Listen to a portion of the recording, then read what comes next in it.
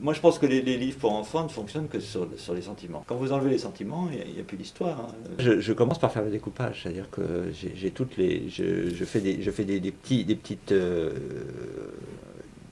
pages comme ça, et puis D'accord. je fais mon petit dessin. Les images sont, toute l'histoire est là.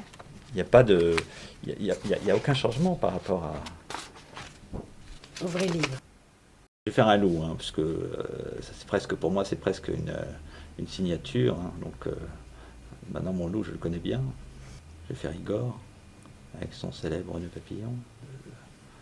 Quand je fais la mise en place, je ne passe pas beaucoup de temps sur le, sur le dessin, hein. Et puis, il rencontre un cochon. Donc, moi, ça va assez vite. Alors, est-ce que le cochon est terrifié? Oui. Dans cette histoire-là, il est terrifié. Il y a des jambes qui flageolent. Ma façon de travailler, c'est de travailler sur du papier pelure, vous voyez. Qu'on a beaucoup de mal à se procurer maintenant.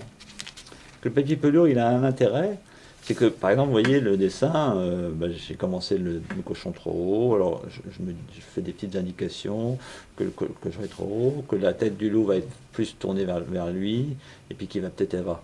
Et alors après, On peut lire sur un papier très très fin. c'est un papier très très fin, et quand on le pose par-dessus, c'est pas aussi transparent que du calque qui ferait qu'on pourrait pas dessiner, mais là par contre je peux m'appuyer sur mon trait et, et là je change simplement ce que j'ai envie de changer, je garde ce qui me plaît dans mon dessin, voilà. Alors bon, je vais pas tout redessiner, hein, mais il peut y avoir 10 étapes. Une fois que j'ai fait tous mes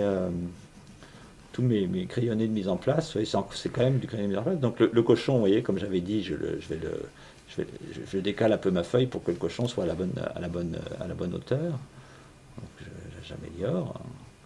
Mais c'est plus facile parce que je m'appuie sur quelque chose que j'ai déjà fait. Et, voilà. Et c'est comme ça que le dessin prend forme.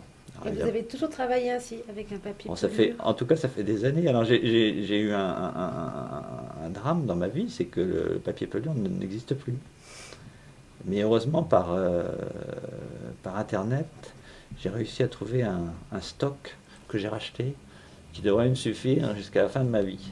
Je fais d'abord toutes mes pages à ce stade, à ce niveau d'élaboration. Et quand elles sont toutes faites, je les scanne.